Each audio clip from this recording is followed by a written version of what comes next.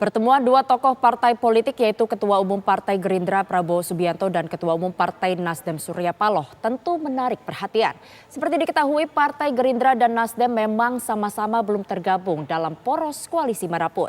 Akankah ada jalan koalisi di antara dua partai ini karena mengingat pemilu 2024 sudah di depan mata?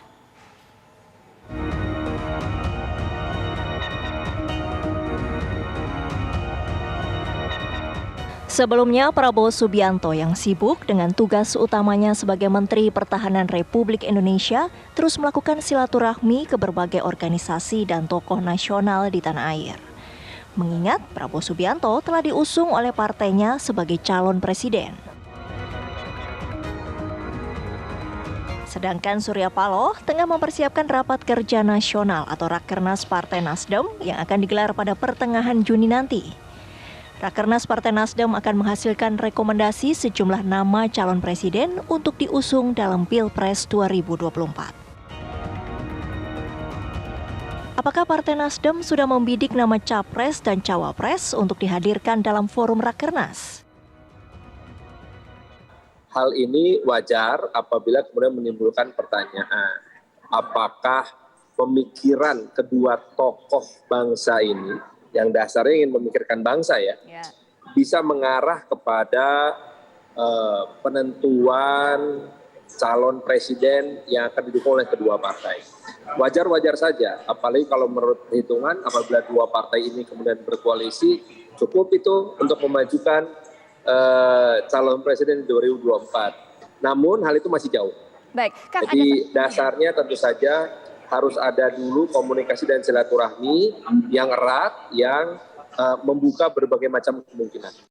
Tokoh politik yang bertemu, silaturahim, tentu ada bicara politik, ada bicara tentang bangsa dan kebangsaan.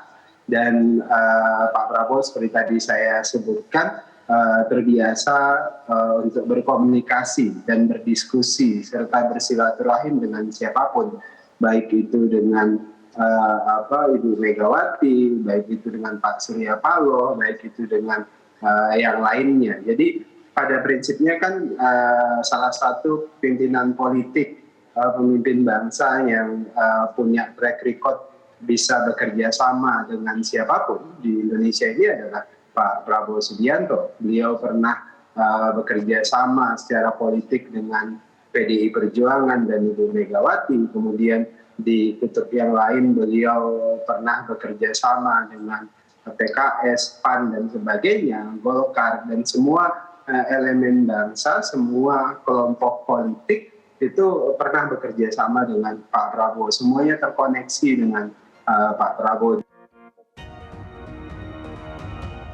Lantas, apakah pertemuan Prabowo Subianto dan Surya Paloh akan membuka jalan koalisi antara Partai Gerindra dan Partai Nasdem di panggung pemilu 2024? Pemilu itu hakikatnya adalah kompetisi, saling bersaing dan saling mengalahkan.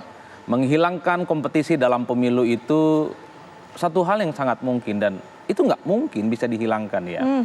Karena kompetisi itu bagaimana menyatukan kelompok-kelompok kepentingan dan pemenangnya hanya satu. Itulah yang saya kira sekarang kenapa partai-partai ini manis-manis bicaranya.